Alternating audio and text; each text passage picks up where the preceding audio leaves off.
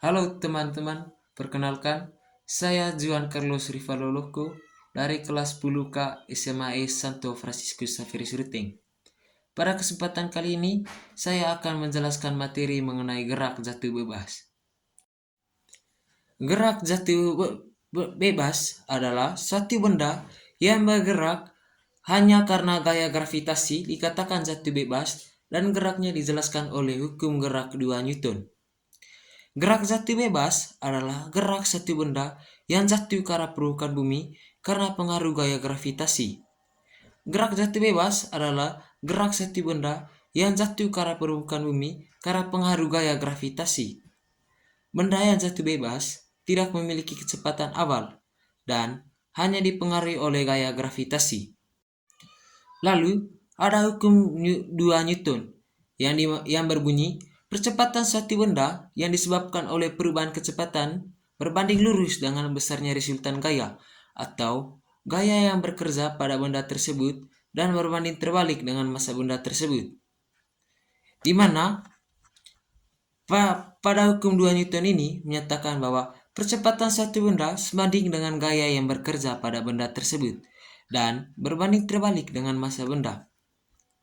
Hukum 2 Newton menjelaskan bahwa semakin besar gaya yang bekerja pada satu benda, semakin besar pula percepatan yang dihasilkan.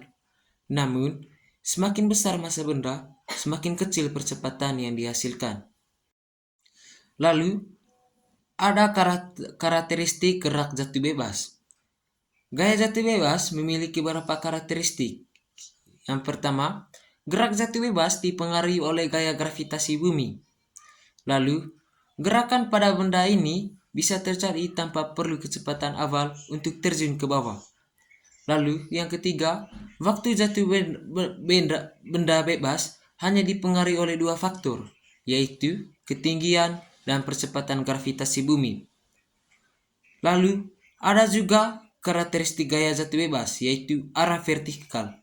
Gaya jatuh bebas selalu berarah vertikal ke bawah, menuju pusat bumi. Lalu, ada percepatan konstan. Gaya jatuh bebas memiliki percepatan konstan, yaitu percepatan gravitasi yang bernilai sekitar 9,8 meter per sekon pangkat 2 di permukaan bumi. Lalu, tidak terpengaruhi oleh massa. Gaya jatuh bebas tidak terpengaruh oleh massa benda. Artinya, semua benda akan jatuh dengan percepatan yang sama jika tidak ada gaya lain yang bekerja pada benda tersebut. Lalu, terpengaruh oleh gravitasi. Gaya jatuh bebas dipengaruhi oleh gravitasi bumi, sehingga percepatan jatuh bebas berbeda-beda di planet lain. Lalu selanjutnya ada rumus gerak jatuh bebas atau rumus GJB. Yang pertama, Ft sama dengan F0 ditambah G dikali T, di mana F0 adalah kecepatan awal ditambah dengan gaya gravitasi, lalu dikalikan dengan waktu.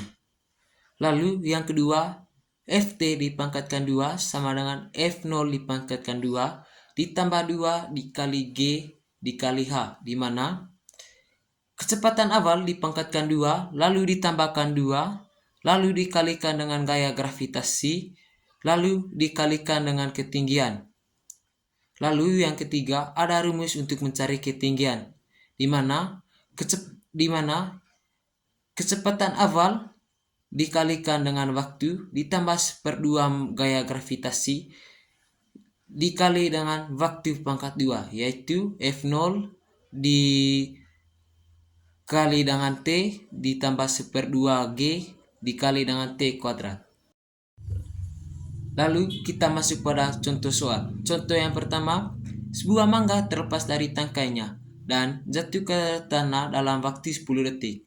Berapa kecepatan benda saat detik ke-6 dengan gravitasi 10 meter per sekon kuadrat? Untuk menyelesaikan masalah ini, kita dapat menggunakan rumus kecepatan benda yang jatuh bebas dengan F sama dengan G dikalikan T, di mana F sama dengan kecepatan benda, G sama dengan percepatan gravitasi, dan T waktu. Dalam kasus ini, kita ingin mengetahui kecepatan benda saat detik ke-6, sehingga kita dapat masukkan nilai T sama dengan 6 sekon ke dalam rumus. Maka V sama dengan 10 meter per sekon pangkat 2 dikalikan 6S. F sama dengan 60 meter per sekon. Jadi, kecepatan benda saat detik 6 adalah 60 meter per sekon. Lalu, contoh yang kedua, sebuah kelapa jatuh bebas dari pohon yang tingginya 20 meter. Jika percepatan gravitasi 10 meter per sekon pangkat 2, berapa lama waktu yang diperlukan kelapa tersebut untuk mencapai tanah jika gesekan udara dianggap tak ada? Ya baik, untuk menghitung waktu yang diperlukan kelapa untuk mencapai tanah, kita dapat menggunakan rumus H sama dengan 1/2G dikalikan T kuadrat, di mana H sama dengan 20 meter, G sama dengan 10 meter per sekon pangkat 2, dan T belum diketahui. Masukkan nilai-nilai yang sudah diketahui. 20 yaitu ketinggian sama dengan 1/2 dikali 10 kali T pangkat 2. 20 sama dengan 5T pangkat 2, yang dimana 5T pangkat 2 ini didapat dari 1/2 kali 10 kali T pangkat 2. T pangkat 2 sama dengan 20/5. T pangkat 2 sama dengan 4. T sama dengan akar 2 dari 4. T sama dengan 2 sekon. Jadi, waktu yang diperlukan kelapa untuk mencapai tanah adalah 2 sekon. Ya baik teman-teman, sekian dari saya. Terima kasih.